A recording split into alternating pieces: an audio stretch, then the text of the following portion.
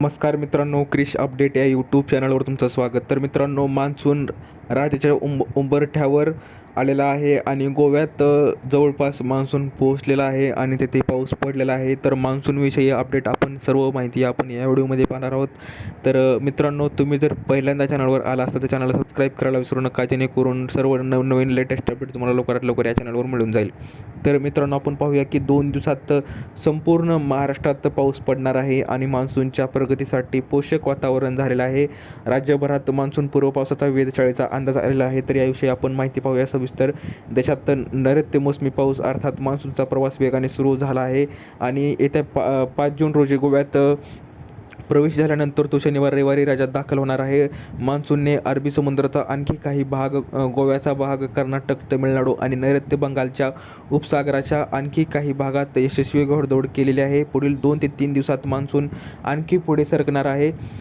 महाराष्ट्राच्या काही भागात मान्सून दाखल होण्यासाठी वातावरण तयार झालेलं आहे आणि अरबी समुद्राचा आणखी काही भाग, गोव्याचा उर्वरित भाग, कर्नाटकचा काही भाग, आंध्र प्रदेशचा काही भाग आणि तमिळनाडूचा नैऋत्य, बंगालच्या उपसागराचा उर्वरित भाग तसेच बंगालच्या उपसागराच्या आणखी काही भागात मान्सून पुढे सरकण्यासाठी परिस्थिती अनुकूल आहे. थोडक्यात पुढील 48 तासात मान्सून महाराष्ट्रासह देशाच्या अनेक भागात वेगाने आगेकूच करणार आहे. त्यामुळे महाराष्ट्रातील शेतकऱ्यांना हा आनंदाची बातमी आहे आणि दिलासादायक बातमी आहे. तर आपण पुढे पाहूया की केरळ आणि कर्नाटकात मुसळधार पाऊस सध्या चालू आहे.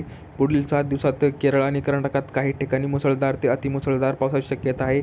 6 ते 7 जून रोजी केरळमध्ये मुसळधार पावसाचा इशारा देण्यात आलेला आहे आणि तमिळनाडूमध्ये काही ठिकाणी मुसळधार पाऊस पडू शकतो. पूर्वोत्तर राज्यांमध्येही पुढील 7 दिवसात मुसळधार अतिमुसळधार पावसाची शक्यता आहे. तर ज्येष्ठ हवामानशास्त्रज्ञ काय म्हणतात आपण यांची माहिती पाहूया की मान्सून शुक्रवारी गोव्यात दाखल झालेला आहे आणि त्याच्या पुढील वाटचालीसाठी हवामान पोषक आहे. शनिवारी किंवा रविवारी मान्सून महाराष्ट्रात दाखल होईल.